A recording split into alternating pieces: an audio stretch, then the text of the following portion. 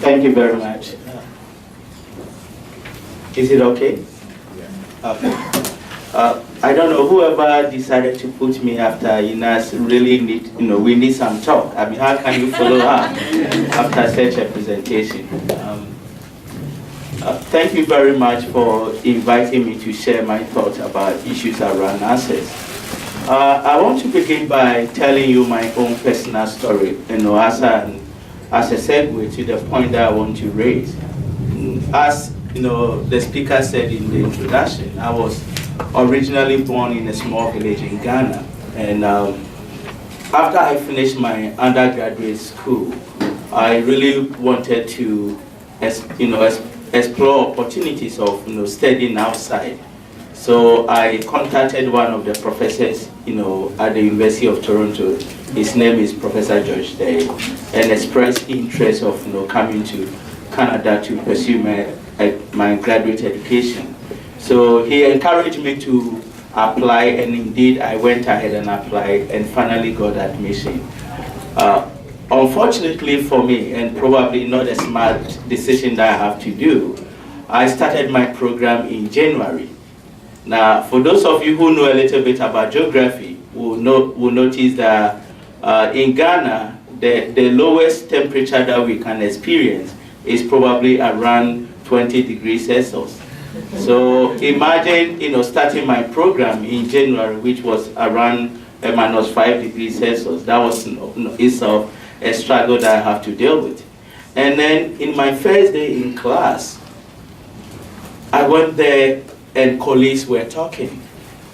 And they were using terms and concepts that I have never in my life ever heard those concepts before. So what I did was I take another peek, at my admission letter, hoping that it will tell me probably you are in a wrong place, because that is the only thing that will make sense. Because other than that, how can it be possible for me to find myself in an environment that the language that they are even using sounds so foreign and so different from what I am, used to. But at a certain point, I thought that maybe, who am I kidding? I really don't belong to this program. I must find my way out. And fortunately, there was a support system that Professor Adjei had. And with the support system and the encouragement from other students, it gave me a new sense of community that I was really part of. And that really helped me to be able to finish my program. So if I am sitting here right now, I own a lot of my sources to the kind of support system that I had. My story may be quite different from what the average TYP stories may look like, but there are a lot of similarities, and this is where I want to center my discussions on. Oftentimes when we talk about access, we can talk about access in quantitative sense, and we can talk about access in qualitative sense.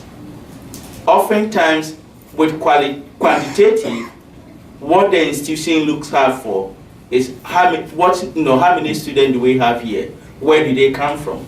So let's say we have 5 black students, we have 5 students from Aboriginal background, we have 5 students of disability background. We look at those numbers, and those are the things that the university are always interested, because those are the things that portray the institution as doing extremely well to address the questions around diversity and difference.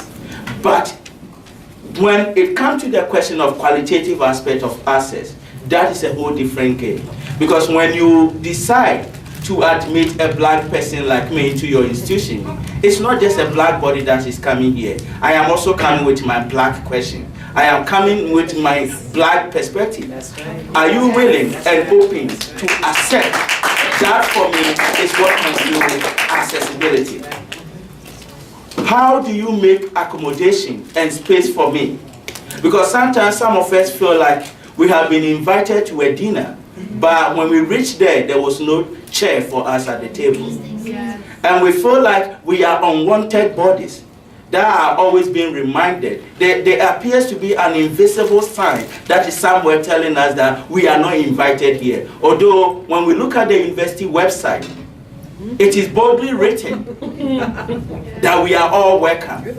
And my problem is this idea that the university is quick to celebrate diversity, but are not willing to account for diversity. Yeah. When we use diverse body as an image to sell the institution, to show how the institution has become very progressive, and how it's accepting everybody, then we must also be willing to account and respond to the diverse needs of students. And this is where the questions of transition become very important, because the notion of transition suggests that the person is in the process. And if somebody is in the process, that person deserves to be treated differently. Because for somebody who in the past 6 years, having had an opportunity of teaching students from the TYP program, I've realized that most students from within the TYP programs have different challenges. Challenges that sometimes are different from students, in the other program. I have been called few times by students around 11 p.m. and sometimes around 12 a.m. telling me about some of the problems that they are going through. And I have to wake up at that time to see how I can support that student going through that process. Sometimes I have to go beyond what is required of me as a professor within this institution to attend to the needs of a student. And this is the kind of work that the faculty members who are working with this student in the TYP program have been doing. So what is the university trying to do when we are setting those students to be far away from the very faculty that have been working very hard to attend to their needs? That most of these faculty are doing jobs that we are paying them far less than what they are doing. In fact, most of the work that they do outside their teaching is not something that we take into consideration. But here is my trouble. At the end of the day, when somebody go successfully through the TYP program and finish and go through the university program, the university use these students as statistics to show how progressive it has become. Yes. How can we celebrate something and not be willing to contribute to its success? And this is where I want to end by a statement that was once upon a time made by the late activist from South Africa, Steve Bantu Biko. He says something that nobody wants to be told how to cry after he or she has been kicked. And for me, this is an instructive for us. If the institution is not comfortable with the way students are resisting towards the current policies, we have to understand that you can't kick students, you can't spit on their faces and expect them to cry in the way that you want. Diversity and differences require that we all deal with, we celebrate diversity not because of the strength that it brings to the collectivity. We also celebrate diversity because of the tension, the contestations, and the nuances that it also brings on the table. And that is something that we all have to think about when we talk about diversity and difference, especially in this neoliberal era. Thank you.